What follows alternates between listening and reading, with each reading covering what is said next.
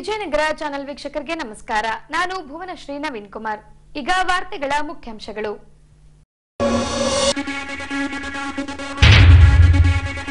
ತುಂಗಭದ್ರಾ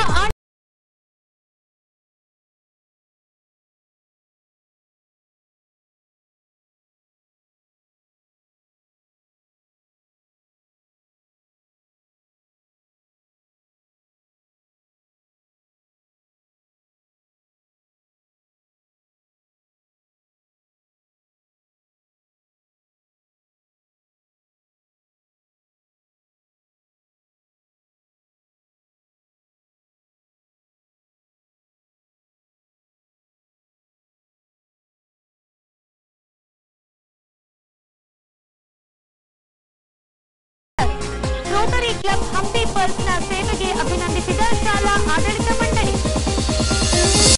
ಈಗ ವಾರ್ತೆಗಳ ವಿವರ. ದಿನಾಂಕ 10ರಂದು ರಾತ್ರಿ 10 ಗೇಟ್ಗಳ ಮೂಲಕ ನೀರನ್ನ ನದಿಗೆ ಹರಿಬಿಡಲಾಗಿತ್ತು. ಇದರಲ್ಲಿ 19ನೇ ಗೇಟ್ ಅಣೆಕಟ್ಟಿನಿಂದ ಕಳಚಿಕೊಂಡ ಭಾಗವಾಗಿ ಟಿಬಿ ಬೋರ್ಡ್ನ ಅಧಿಕಾರಿಗಳ ನಿದ್ದೆ ಕೆಡಿಸಿದೆ. ಈ ಭಾಗವಾಗಿ ಡ್ಯಾಂಗೆ ಬರುವ ಪ್ರವಾಸಿಗರ ವೀಕ್ಷಣೆಗೆ ನಿರ್ಬಂಧ ಹೇರಲಾಗಿದೆ.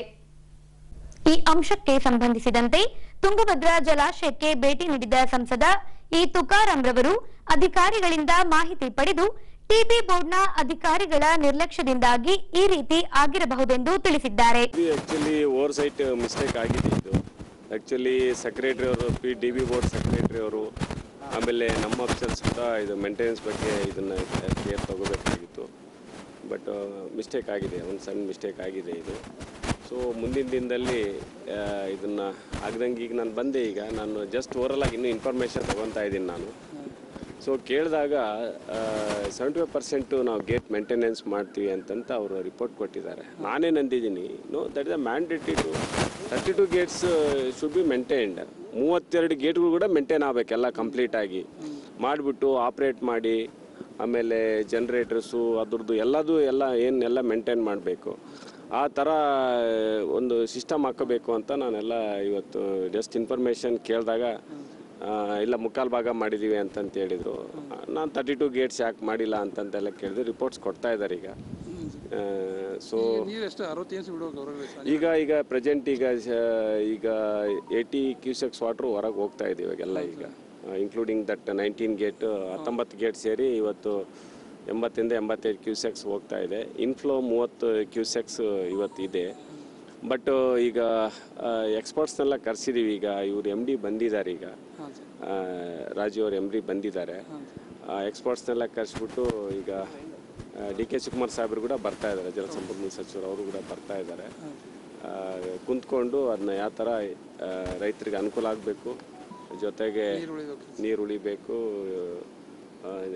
ಜೊತೆಗೆ ಅದು ರಿಪೇರಿ ಆಗಬೇಕು, ಆ ಥರ ಒಂದು ಟೆಕ್ನಿಕಲಿ ಈಗ ಫೈನಲ್ ಮಾಡ್ತಾರೆ. ಈಗ ನಾವು ಜನಪ್ರತಿನಿಧಿಗಳು ಏನಪ್ಪ ಅಂದರೆ, ನಾವು ಕಾನೂನು ಶಾಸಕಾಂಗ ರಚನೆ ಮಾಡ್ತಾರೋ ಕಾರ್ಯಾಂಗದವರು ಅವರು ಇದೆಲ್ಲ ಇಂಪ್ಲಿಮೆಂಟ್ ಮಾಡಬೇಕು. ಈಗ ಅದನ್ನೇ ಕೇಳ್ತಾ ಇದ್ವಿ, ಯಾವ ಥರ ಫ್ಯೂಚರ್ಗೆ ಆಪ್ಷನ್ ಏನು ಇಟ್ಕೋಬೇಕಾಗಿದ್ದು, ಏನು ಕೊಟ್ಟಿದ್ದೀರಿ ಅಂತಂತೇಳಿ. ಈಗ ಇನ್ಸಿಡೆಂಟ್ ಆಗಿದೆ ಇವಾಗ. ಸೊ ಇದಕ್ಕೆ ಈ ಪ್ರೆಸೆಂಟ್ ಇದರಲ್ಲಿ ನಾನು ಮೀಡಿಯಾ ಮೂಲಕ ಹೇಳೋದಪ್ಪ ಅಂದರೆ, ಆಗಿರ್ತಕ್ಕಂಥದ್ದು ಇದು ಹೆಂಗೆ ಸರಿ ಮಾಡಬೇಕು, ರೈತರಿಗೆ ಯಾವ ಥರ ನಾವು ಸೇಫ್ ಗಾರ್ಡ್ ಮಾಡಬೇಕು, ಅದ್ರ ಬಗ್ಗೆ ಈಗ ಸಚಿವರು ಬರ್ತಾರೆ, ಆಮೇಲೆ ಜೊತೆಗೆ ಆಫೀಷಿಯಲ್ಸು, ಆಮೇಲೆ ಟೆಕ್ನಿಕಲ್ ಪೀಪಲ್ಸು ಬರ್ತಾರೆ. ಕುಂತ್ಕೊಂಡು ಅದು ಸರಿ ಮಾಡ್ತಕ್ಕಂಥ ಕೆಲಸ ಮಾಡ್ತೀವಿ. ಮುಂದೆ ಎಲ್ಲರೂ ಕುಂತ್ಕೊಂಡು ಏನು ಸಜೆಷನ್ಸ್ ತೊಗೊಂಡು ಅದನ್ನು ಅಪ್ಡೇಟ್ ಮಾಡ್ತಕ್ಕಂಥ ಕೆಲಸ ಮುಂದಿನ ದಿನದಲ್ಲಿ ನಮ್ಮ. ಇನ್ನು ಮಧ್ಯಾಹ್ನದ ವೇಳೆಗೆ ಜಲಾಶಯಕ್ಕೆ ಆಗಮಿಸಿದ ಉಪಮುಖ್ಯಮಂತ್ರಿ DK ಶಿವಕುಮಾರ್, ಸಂಸದರು, ಶಾಸಕರು, ಮಾಜಿ ಸಚಿವ ಆನಂದ್ ಸಿಂಗ್ ರವರು ಅಧಿಕಾರಿಗಳಿಂದ ಮಾಹಿತಿ ಪಡೆದರು. ಇನ್ನು ಮಾಧ್ಯಮಗಳೊಂದಿಗೆ ಮಾತನಾಡಿದ ಉಪಮುಖ್ಯಮಂತ್ರಿ DK ಶಿವಕುಮಾರ್ ಅವರು, ಇನ್ನು 4ರಿಂದ 5 ದಿನದೊಳಗಾಗಿ ಗೇಟ್ ಅನ್ನ ಸರಿಪಡಿಸಲಾಗುವುದು. ಜಲಾಶಯದ 2 ಕಿಲೋಮೀಟರ್ ವ್ಯಾಪ್ತಿಯಲ್ಲಿ ಯಾರಿಗೂ ಬಾರದಂತೆ ಸೂಚಿಸಲಾಗಿದೆ. ಆಂಧ್ರ ಸಮೇತ ನಮಗೆ ಬೇಕಾಗುವಷ್ಟು ನೀರನ್ನ ಜಲಾಶಯದಲ್ಲಿ ಕಾಯ್ದಿರಿಸಲಾಗುವುದೆಂದು ತಿಳಿಸಿದ್ದಾರೆ. ನಿನ್ನೆ ರಾತ್ರಿ 10:50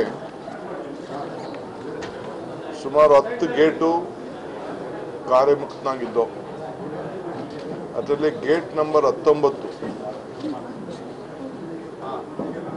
ಕಳಶಿ ಬಿದ್ದೋಗಿ ಚೈನು ಕಟ್ಟಾಗಿ ಮಧ್ಯದಲ್ಲಿ ಬಿದ್ದಿದೆ. ತಾವೆಲ್ಲ ಅದಕ್ಕೆಲ್ಲ ಶೂಟ್ ಮಾಡಿದ್ದೀರಿ. ತಕ್ಷಣ ತುಂಗಬೋರ್ಡು ಅಥಾರಿಟಿಗೆ ನಮ್ಮ ಎಲ್ಲ ಜಿಲ್ಲಾ ಕೇಂದ್ರಗಳಿಗೆ, ಹೆಡ್ ಕ್ವಾರ್ಟರ್ಸ್ಗಳಿಗೆ, ವಿಜಯನಗರ, ಬಳ್ಳಾರಿ, ಕರ್ನೂಲು, ರಾಯಚೂರು ಎಲ್ಲರೂ ಕೂಡ ಈ ವಿಚಾರವನ್ನು ನಮ್ಮ ಅಧಿಕಾರಿಗಳು ಮತ್ತು ನನಗೆ ಸಮೇತ ಮಧ್ಯರಾತ್ರಿನೇ 11 ಗಂಟೆ ಒಳಗಡೆ 11 ಕಾಲ ಒಳಗಡೆ ನನಗೆ ಈ ವಿಚಾರವನ್ನು ನಮ್ಮ ಅಧಿಕಾರಿಗಳು ಮತ್ತು ನಮ್ಮ ಡಿಸ್ಟ್ರಿಕ್ಟ್ ಮಿನಿಸ್ಟ್ರು ನನ್ನ ಗಮನವನ್ನು ಸೆಳೆದಿದ್ದಾರೆ. ಸೊ ಈಗ ನಾವೇನಾದ್ರು ಮಾಡಿ ರೈತರನ್ನ ಬದುಕಿಸ್ಬೇಕು. ಆ ದೃಷ್ಟಿಯಿಂದ ಅನೇಕ ಕಾರ್ಯಕ್ರಮವನ್ನು ತೆಗೆದುಕೊಳ್ಳಲಿಕ್ಕೆ ಈಗಾಗಲೇ ಪ್ರಾರಂಭ ಮಾಡಿದ್ದೇವೆ. ನಮ್ಗೆ ಗೊತ್ತಿದೆ 105 TMC ಕೆಪಾಸಿಟಿ ಈ ಡ್ಯಾಮ್ ಇದೆ. ಈಗ 19 ಗೇಟು ಡ್ಯಾಮೇಜ್ ಆಗಿ 10 ಗೇಟು ಕೂಡ ಕೆಲಸ ನಡೀತಾ ಇತ್ತು. ನೀರು ಪ್ರೆಷರ್ ಜಾಸ್ತಿ ಆಯ್ತಾ ಇತ್ತು, ಡ್ಯಾಮು ಅಳ್ಳಾಡ್ತಾ ಇತ್ತು ಅಂತೇಳಿ ನನಗೆ ನಮ್ಮ ಅಧಿಕಾರಿಗಳು ಮತ್ತು ನಮ್ಮ ಮಂತ್ರಿಗಳು ತಿಳಿಸಿದ್ರು. ಕೂಡಲೇ ನೀರನ್ನು ಡಿಸ್ಚಾರ್ಜ್ ಮಾಡಲಿಕ್ಕೆ ಅವ್ರಿಗೆ ತಿಳಿಸಿ, ಏಕೆಂದರೆ ಒಂದು ಗೇಟಲ್ಲಿ ಅತಿ ಹೆಚ್ಚು ಹೋದಾಗ ಬೇರೆ ಬೇರೆ ಕೆಪಾಸಿಟಿ ಸ್ವಲ್ಪ ತೊಂದರೆ ಆಗ್ತದೆ ಅಂತೇಳಿ ಟೆಕ್ನಿಕಲ್ ಅವ್ರನ್ನ ಅಭಿಪ್ರಾಯ ಪಡೆದು ಒಟ್ಟು ಈಗ 98,000 ಕ್ಯೂಸಿಕ್ಕು ನಾವು ಒಟ್ಟು ರಿಲೀಸ್ ಮಾಡ್ತಾ ಇದ್ದೀವಿ. 19ರಲ್ಲಿ 35 ಕ್ಯೂಸಿಕ್ಕು 1000 ಕ್ಯೂಸಿಕ್ 98,000 ಕ್ಯೂಸಿಕ್ ಒಟ್ಟು ಹೋಗ್ತಾ ಇದೆ. 35,000 ಕ್ಯೂಸಿಕ್ಕು ಅದು ಒಂದರಲ್ಲೇ ಹೋಗ್ತಾ ಇದೆ. ನಮಗೆ ಒಳಗಡೆ ಬರುವಂತಹದ್ದು 28,000 ಕ್ಯೂಸಿಕ್ಕು ಒಳಗಡೆ ಹರಿವು ಬರ್ತಾ ಇದೆ. ಈಗ ಮಿನಿಮಮ್ ಸ್ಟೋರೇಜ್ನ ಏನಾದ್ರು ಮಾಡಿ 63ರಿಂದ 53ವರೆಗೂ ಮೇಂಟೈನ್ ಮಾಡಬೇಕು ಅಂತೇಳಿ ನಾವು ತೀರ್ಮಾನ ಮಾಡಿದ್ದೇವೆ. ಸೊ ಅಕ್ಟೋಬರ್ ಅಷ್ಟೊತ್ತಿಗೆ ನಮಗೊಂದು 50 TMC ನೀರು ಅಕ್ಟೋಬರು ಸೆಪ್ಟೆಂಬರಲ್ಲಿ ಬರ್ತದೆ ಅಂತೇಳಿ ನಮಗೆ ದಾಖಲೆ ಮಾಹಿತಿಗಳು ಕೂಡ ಇದೆ. ಏನಾದ್ರು ಮಾಡಿ ಒಂದು ಕ್ರಾಪ್ಗೆ 115 TMC ಅವಶ್ಯಕತೆ ಇದೆ. 3 ಕ್ಯಾನಲಿಂದನೂ 3 ರಾಜ್ಯಕ್ಕೂ ಕೂಡ ಅದು ಅನುಕೂಲ ಆಗುವಂಥದ್ದು. ಸೊ ಈಗಾಗಲೇ 25 TMC ಅಷ್ಟು ಕೊಟ್ಟಿದ್ದೀವಿ. ಇನ್ನು 90 TMCಯನ್ನು ನಾವು ಕೊಡಬೇಕಾಗಿದೆ. ತಕ್ಷಣ ಕೂಡಲೇ ನಾವು ನಮ್ಮ ಯಾರು ಟೆಕ್ನಿಕಲ್ ಟೀಮಲ್ಲಿ ಕೂಡ ಇದ್ದಾರೆ, ಅವರು ನಮ್ಮ ಗೇಟ್ ವಿಚಾರದಲ್ಲಿ ಬೇರೆ ಬೇರೆ ವಿಚಾರದಲ್ಲಿ ಮಾಡೋಕ್ಕೆ ಕೆಲವೊಂದು ಟೀಮ್ ಇದೆ. ಅವರು ಕೂಡ ಕನೈ ನಾಯ್ಡು ಅವರು ಗೇಟ್ ಎಕ್ಸ್ಪರ್ಟ್ ಅವರು ಕೂಡ ಇದ್ದಾರೆ. ಅವ್ರಿಗೆ ತಕ್ಷಣ ತಿಳಿಸಿದ್ದೀವಿ, ಅವ್ರಿಗೆ ಡಿಸೈನ್ ಎಲ್ಲ ಕಳಿಸ್ಕೊಟ್ಟಿದ್ದೀವಿ. ಎಂಟೈರ್ ಟೀಮು ಕನ್ನೈ ನಾಯ್ಡುಗೆ ಡಿಸೈನ್ ಕಳಿಸಿ ಮತ್ತು ಅದಕ್ಕೆ 2 ಫ್ಯಾಬ್ರಿಕೇಟರ್ಸ್ ಇದ್ದಾರೆ. ಒಂದು ನಾರಾಯಣ ಇಂಜಿನಿಯರಿಂಗು, ಇನ್ನು ಹಿಂದೂಸ್ತಾನ್ ಇಂಜಿನಿಯರಿಂಗು ಅವರು ಕೂಡ ಇದ್ದಾರೆ. ಆಮೇಲೆ JSW ತವನು ಮಾತಾಡಿದ್ದೀವಿ. ಅವರು ಕೂಡ ಅದಕ್ಕೆ ಏನು ಬೇಕೋ ಸ್ಟೀಲ್ನ ಕೊಡಲಿಕ್ಕೆ, ಎಮರ್ಜೆನ್ಸಿ ಏನು ಕೊಡಬೇಕು ಅದನ್ನು ಎತ್ತು ಕಳಿಸ್ಕೊಡ್ಬೇಕು ಅಂತ ಹೇಳಿದ್ವಿ. ಅವ್ರಿಗೂ ಅದನ್ನು ಮಾಡೋಕ್ಕೆ ಈಗಾಗಲೇ ಕೆಲಸ ಕೂಡ ಅವರು ಪ್ರಾರಂಭವನ್ನು ಮಾಡೋಕ್ಕೆ ಹೇಳಿದ್ದೇವೆ. ಅವ್ರು ಆಗಲೇ ಪ್ರಾರಂಭ ಕೂಡ ಮಾಡಿದ್ದಾರೆ. ಸೊ ಈಗ ನಾವು ಏನು ಒಂದು ಡಿಸೈನ್ ಇದೆ, ಹಳೆ ಡಿಸೈನು ದಾಖಲೆ ಎಲ್ಲ ಕೂಡ ತೆಗೆದು ಹೋಗಿ ಕೊಟ್ಟಿದ್ದೀವಿ. ಅವ್ರಿಗೆಲ್ಲ ಅರ್ಥ ಆಗಿದೆ. ಮೊದಲು ಯಾರು ಮಾಡಿದ್ರು ಅವ್ರಿಗೆ ಇದಕ್ಕೆ ಜವಾಬ್ದಾರಿಯನ್ನು ವಹಿಸಿದ್ದೇವೆ. ಇನ್ನೊಂದು 4-5 ದಿನದಲ್ಲಿ ಏನಾದ್ರು ಮಾಡಿ ರಕ್ಷಣೆ ಮಾಡಬೇಕು ಅಂತೇಳಿ ಪ್ರಯತ್ನ ಮಾಡ್ತಾಯಿದ್ದೀವಿ. 2 ಕಿಲೋಮೀಟರ್ ಸುತ್ತಲೂ ಆ ರೋಡ್ ಆದಿಯಾಗಿ ಎಲ್ಲ ಸೆಕ್ಯೂರಿಟಿನೆಲ್ಲ ಕೂಡ ಬೀಫಪ್ ಮಾಡಬೇಕು. ಯಾರನ್ನೂ ಒಳಗಡೆ ಬಿಡಬಾರ್ದು. ನಮ್ಮ ಟೆಕ್ನಿಕಲ್ ಡಿಪಾರ್ಟ್ಮೆಂಟ್ ಅವ್ರು ಬಿಟ್ಟು ಯಾವುದೇ ರಾಜಕಾರಣಿಗಳು ಯಾರು ಕೂಡ ಇದಕ್ಕೆ ಅವಕಾಶ ಕೊಡಬಾರ್ದು. ಯಾರ್ಯಾರು ನೋಡಿದ್ದಾರೆ ಅದು ಮುಗಿದಿದ್ದಷ್ಟೇ, ಮುಂದಕ್ಕೆ ಯಾರಿಗೂ ಬಿಡಬಾರ್ದು ಅಂತ ಕೂಡ ನಾನು ಹೇಳ್ತೇನೆ. ಸೊ ಭಾಳ ಜಾಗೃತಿಯಾಗಿ ನಮ್ಮ ಟೀಮ್ ಒಂದು ಡ್ರೋನ್ ಅವ್ರು ಮಾತ್ರ ಟೆಕ್ನಿಕಲ್ ಅವರು ಸ್ವಲ್ಪ ಎಲ್ಲ ಸರ್ವೆ ಮಾಡಿ ವಿಡಿಯೋಗ್ರಾಫ್ ಮಾಡಿ ದಾಖಲೆ ಮಾಡ್ತಾರೆ. ಅದು ಬಿಟ್ಟರೆ ಬೇರೆ ಯಾರಿಗೂ ಅಲೋ ಮಾಡೋದಿಲ್ಲ. ಕೆಳಗಡೆನೂ ಕೂಡ ಏನು ಸೇತುವೆ ಇದೆ ಅಲ್ಲೂ ಕೂಡ ಭಾಳ ಕಾಷಿಯಸ್ ಆಗಿ ಇವತ್ತು ಅವರು ನಮ್ಮ ಪೊಲೀಸ್ ಅಧಿಕಾರಿಗಳು ಅದಕ್ಕೆಲ್ಲ ಏರ್ಪಾಟ್ ಮಾಡ್ತಾರೆ. ಕಂಪ್ಲೀಟ್ ಎಲ್ಲೆಲ್ಲಿ ಈ ಒಂದು ನೀರು ಹೋಗ್ತದೆ ನಮ್ಮ ನದಿ ಅಲ್ಲೆಲ್ಲ ಕೂಡ ನಾವು ಮುಂಜಾಗ್ರತೆ ಕ್ರಮವನ್ನು ಕೈಗೊಳ್ಳಲಿಕ್ಕೆ ನಮ್ಮ ಡಿಸ್ಟಿಕ್ ಅಡ್ಮಿನಿಸ್ಟ್ರೇಷನ್ಗೆ ಮಾಡ್ತಾಯಿದ್ದೀವಿ. ಕೂಡಲೇ ನಮ್ಮ MP ಗಳು 2 MP ಗಳು, ಲೋಕಲ್ ಜಿಲ್ಲಾ ಎಲ್ಲ MLAಗಳು, 2 ಮಂತ್ರಿಗಳು ಬೆಳಗ್ಗೆ ಸಾಯಂಕಾಲ 24 hours ಮಿಡ್ನೈಟ್ ಅವರು ಬಂದಿದ್ದಾರೆ. ಇವರು ತಿಳಿಸಿದ್ದಾರೆ. ನಾನು ಕೂಡ ಎಲ್ಲ ಬಂದಿದ್ದೇನೆ. ಚೀಫ್ ಮಿನಿಸ್ಟರ್ ಕೂಡ ನನಗೆ ಅವರು ಕೂಡ ಮಾತಾಡಿ ಅವ್ರಿಗೂ ಕೂಡ ನಾನು ಅಪ್ಡೇಟ್ ಮಾಡಿದ್ದೀನಿ. ಸೊ ಆಂಧ್ರ ಪ್ರದೇಶದ ಮತ್ತು ತೆಲಂಗಾಣ ಅಧಿಕಾರಿಗಳು ಕೂಡ ಅಪ್ಡೇಟ್ ಮಾಡಿದ್ದೀವಿ. ಆ ಶಾಸಕರು ಕೂಡ ಕೆಲವರೆಲ್ಲ ಬಂದಿದ್ದರು, ಅವರು ಕೂಡ ಹೇಳಿದ್ದೇವೆ. ಸೊ ಕೂಡಲೇ ನಾವು ಏನು ಅದಕ್ಕೆ ರಕ್ಷಣೆ ಮಾಡೋಂಥದ್ದು, ರೈತರನ್ನ ಉಳಿಸ್ಕೊಳ್ಳೋವಂಥದ್ದು, ರೈತರ ಬೆಳೆ ಉಳಿಸ್ಕೊಳ್ಳೋವಂಥದ್ದು, ಡ್ಯಾಮ್ನ ಸೇಫ್ಟಿ ಕಾಪಾಡೋಂಥದ್ದು. ಇದಕ್ಕೆಲ್ಲ ಥರದ ವ್ಯವಸ್ಥೆನ ಒಂದೊಂದು ಮಿನಿಟು ವೇಸ್ಟ್ ಮಾಡದೆ ಅದಕ್ಕೆ ನಾವು ಮುಂಜಾಗ್ರತೆ ಕ್ರಮವನ್ನು ಕೈಗೊಳ್ತೀವಿ. ಹೊಸಪೇಟೆಯ ವಿಪ್ರ ಅಡುಗೆದಾರರು ಹಾಗೂ ಸಹಾಯಕ ಕ್ಷೇಮಾಭಿವೃದ್ಧಿ ಸಂಘ ರಚನೆಗೊಂಡು 3 ವರ್ಷ ಸಂದಿವೆ.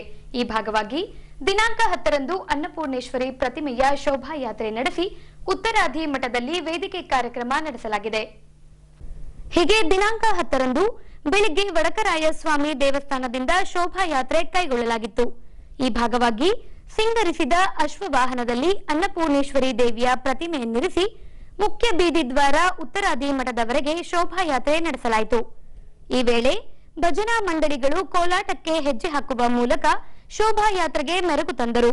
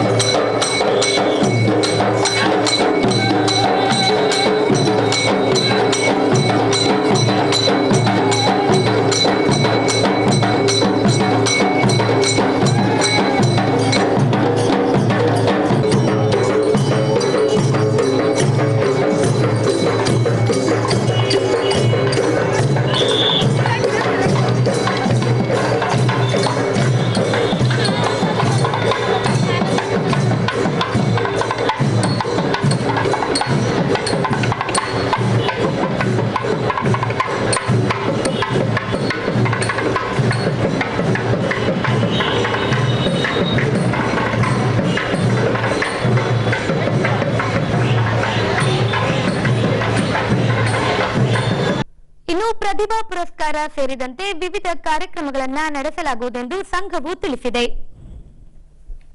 ಇವತ್ತಿನ ದಿನ ನಮ್ಮ ಕುಲದೇವತೆಯಾಗಿರ್ತಕ್ಕಂಥ ಶ್ರೀ ಮಾತಾ ಅನ್ನಪೂರ್ಣೇಶ್ವರಿಯ ಭವ್ಯವಾದ ಶೋಭಾಯಾತ್ರೆಯನ್ನು ನಮ್ಮೆಲ್ಲ ವೃತ್ತಿ ಬಾಂಧವರು ಸೇರ್ಕೊಂಡ್ಬಿಟ್ಟು ನಗರದ ತೇರು ಬೀದಿಯಲ್ಲಿರುವ ಶ್ರೀ ಒಡಕರಾಯ ದೇವಸ್ಥಾನದಿಂದ ಅನೇಕ ಭಜನಾ ಮಂಡಳಿಗಳು, ಕಲಾ ತಂಡಗಳು ಹಾಗೂ ನಮ್ಮೆಲ್ಲ ಕಲ್ಯಾಣ ಕರ್ನಾಟಕ ಮತ್ತು ರಾಜ್ಯ ಕರ್ನಾಟಕ, ನಮ್ಮ ಹೊಸಪೇಟೆ ತಾಲೂಕು ವೃತ್ತಿ ಬಾಂಧವರೆಲ್ಲ ಸೇರ್ಕೊಂಡ್ಬಿಟ್ಟು ನಗರದ ಪ್ರಮುಖ ಬೀದಿಗಳಲ್ಲಿ ಅತ್ಯಂತ ವಿಜೃಂಭಣೆಯಾಗಿ ಶೋಭಾಯಾತ್ರೆ ಕಾರ್ಯಕ್ರಮ ನಾವೆಲ್ಲ ನೆರವೇರಿಸಿದ್ದೀವಿ. ಇದಕ್ಕೆ ಸಹಕಾರ ನೀಡಿದ ಎಲ್ಲ ಬಾಂಧವರಿಗೆ ನಾವು ಹೃತ್ಪೂರ್ವಕ ಅಭಿನಂದನೆಗಳನ್ನು ಸಲ್ಲಿಸ್ತೀವಿ. ಈ ಕಾರ್ಯಕ್ರಮ ಯಶಸ್ವಿ ಆಗಲಿಕ್ಕೆ ಆ ಮಾತಾ ಅನ್ನಪೂರ್ಣೇಶ್ವರಿ ನಮ್ಮ ಆಶೀರ್ವಾದ ಇದೆ ಅಂತೇಳಿ ನಾವು ಭಾವಿಸ್ತಾ ಇದ್ದೀವಿ. ಈ ಕಾರ್ಯಕ್ರಮದಲ್ಲಿ ಭಾಗವಹಿಸಿದ ಭಜನಾ ಮಂಡಳಿಗಳಿಗೂ, ಡೊಳ್ಳಿನವರಿಗೂ, ರಥದವರಿಗೂ, ಕಂಚಿಮೇಳದವರಿಗೂ ಹಾಗೂ ಎಲ್ಲರಿಗೂ ಧನ್ಯವಾದಗಳು ನಾನು ಹೇಳ್ತೀನಿ. ಅದೇ ರೀತಿಯಾಗಿ ಸಾಯಂಕಾಲ ಕೂಡ ವಿಶೇಷ ಕಾರ್ಯಕ್ರಮ, ಪ್ರತಿಭಾ ಪುರಸ್ಕಾರ ಕಾರ್ಯಕ್ರಮ ಇದೆ, ದಾಸವಾಣಿ ಕಾರ್ಯಕ್ರಮ ಇದೆ, ನಾಳೆ ಷಷ್ಠಿಪೂರ್ತಿ ಕಾರ್ಯಕ್ರಮ, ವೇದಿಕೆ ಕಲಾ ಕಾರ್ಯಕ್ರಮ, ಹಾಗೆ ಗವಿಯಪ್ಪನವರು ಉದ್ಘಾಟನೆ ಮಾಡಲಿದ್ದಾರೆ. ಮುಖ್ಯ ಅತಿಥಿಗಳಾಗಿ ರಾಣಿ ಸಂಯುಕ್ತ, ತುಕಾರಾಮ್ ಅವರು, ಬೋಡ ರಾಮಪ್ಪ ಅವರು, ಹಾಗೆ ಸಿದ್ಧಾರ್ಥ್ ಸಿಂಗ್ ಅವರು ಹಾಗೂ ಇನ್ನೂ ಅನೇಕ ಗಣ್ಯ ವ್ಯಕ್ತಿಗಳು ಈ ಕಾರ್ಯಕ್ರಮಕ್ಕೆ ಭಾಗವಹಿಸಿದ್ದಾರೆ.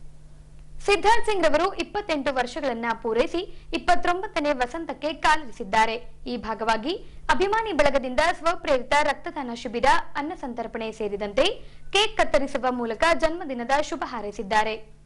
ಹೀಗೆ ದಿನಾಂಕ 10ರಂದು ಬಿಜೆಪಿ ಯುವ ಮೋರ್ಚಾದ ಕೋಶಾಧ್ಯಕ್ಷ ಸಿದ್ಧಾರ್ಥ್ ಸಿಂಗ್ ರವರ 29ನೇ ವರ್ಷದ ಹುಟ್ಟುಹಬ್ಬವನ್ನ ರಾಣಿಪೇಟೆಯ ಮಾಜಿ ಸಚಿವ ಆನಂದ್ ಸಿಂಗ್ ರವರ ಕಚೇರಿಯಲ್ಲಿ ಕೈಗೊಳ್ಳಲಾಗಿ ಅಭಿಮಾನಿ ಬಳಗದಿಂದ ಕೇಕ್ ಕತ್ತರಿಸಿ ಜನ್ಮದಿನದ ಶುಭ ಹಾರೈಸಿದರು.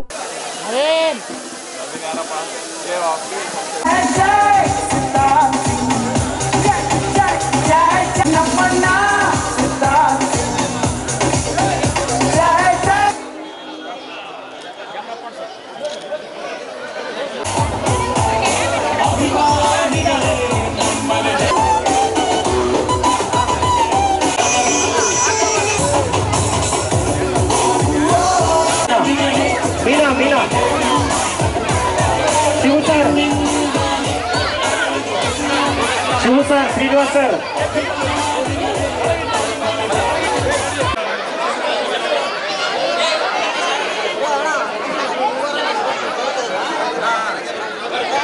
ಆಚೆ ಕಡೆಯಿಂದ ಬರಬೇಕು.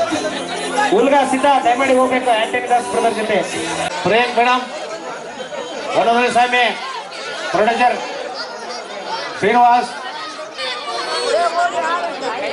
ಶಾಲಾ ಮಕ್ಕಳು ಬಂದಿದ್ದಾರೆ ತಮ್ಮ ಶುಭಾಶಯಗಳನ್ನ ತಿಳಿಸಲಿಕ್ಕೆ.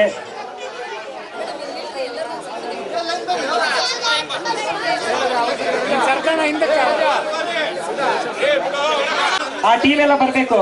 ಡೆಲ್ಲಿ ಬಜಾರ್ ಒಂದೂರಲ್ಲಿ ಸ್ವಾಮಿ ಅವರು ಜೊತೆಗೆ ಅವರ ಎಲ್ಲ ಟೀಮ್ ಕೂಡ ಜೊತೆಗಿರ್ಬೇಕು. ಅನ್ವೇಷಣ ಸ್ವಲ್ಪ ಸರ್ಕಾರ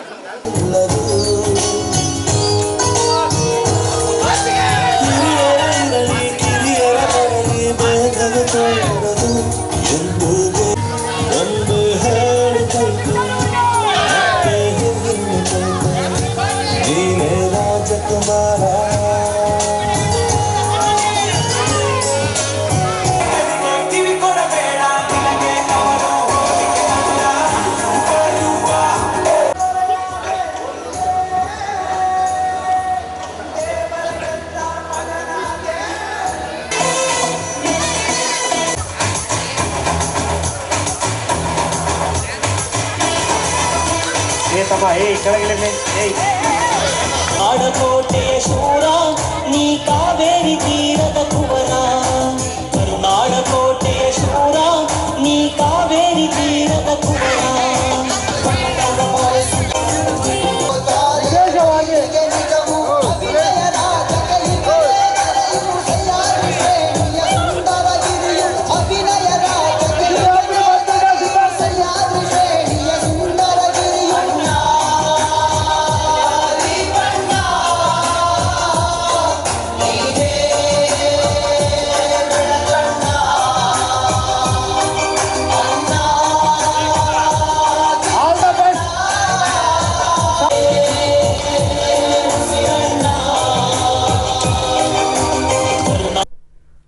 ಸಿದ್ಧಾರ್ಥ್ ಸಿಂಗ್ ರವರು ತಮ್ಮ ಜನ್ಮದಿನದ ಸವಿನೆನಪಿನಾರ್ಥ ಬಡ ಕುಟುಂಬದ ಆಟೋ ಚಾಲಕನಿಗೆ ನೂತನ ಆಟೋವನ್ನ ಗಿಫ್ಟ್ ನೀಡುವ ಮೂಲಕ ನೊಂದ ಬಾಳಿಗೆ ನೆರವಾಗಿದ್ದಾರೆ.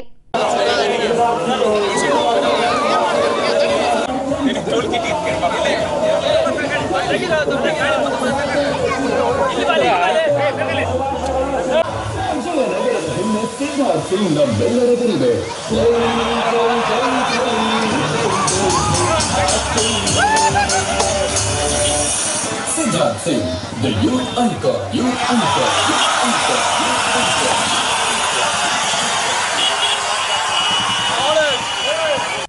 ಈಗ ಫೋಟೋ ಕ್ಲಿಕ್ ಸುದ್ದಿ.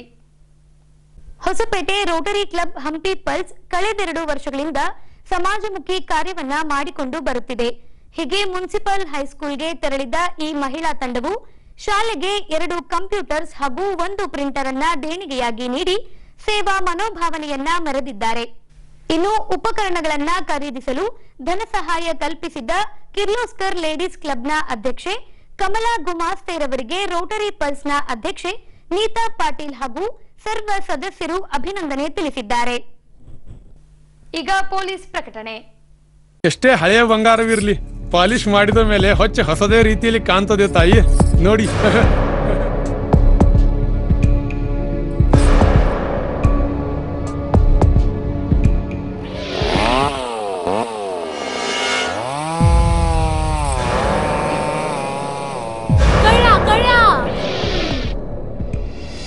ತಾಯಿ, ನಿಮ್ ಮೈ ಮೇಲೆ ಅದು ಹೊಲಸು ಬಿದ್ದಿದೆ.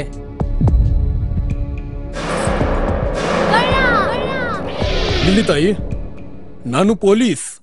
ಅಲ್ಲಿ ಮುಂದೆ ದಾರಿಲಿ ದೊಡ್ಡ ಗಲಾಟೆ ಆಗಿದೆ. ಮತ್ ನೀವು ಇಷ್ಟೆಲ್ಲ ಒಡವೆ ಹಾಕೊಂಡು ತಿರುಗಾಡ್ತಾ ಇದ್ದೀರಾ. ಈ ಒಡವೆಗಳನ್ನ ಈ ವಸ್ತ್ರದಲ್ಲಿ ಕಟ್ಟಿ ಪರ್ಸ್ನಲ್ಲಿ ಇಡಿ. ಹಾಕಿ ಹಾಕಿ ಪರ್ಸ್ನಲ್ಲಿ ಇಡೋಣ. ಅಲ್ಲೇ ಮುಂದ್ಗಡೆ ಆಗಿದೆ. ಇದು ತಗೊಳ್ಳಿ ತಾಯಿ, ನಾನು ಬರ್ತೀನಿ. ಈ ಕಡೆಯಿಂದ ಹೋಗಿ.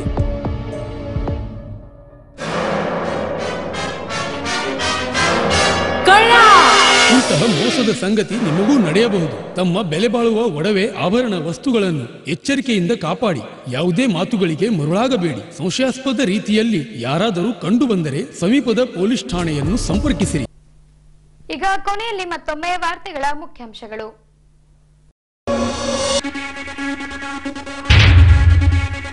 ತುಂಗಭದ್ರಾ ಅಣೆಕಟ್ಟಿನಿಂದ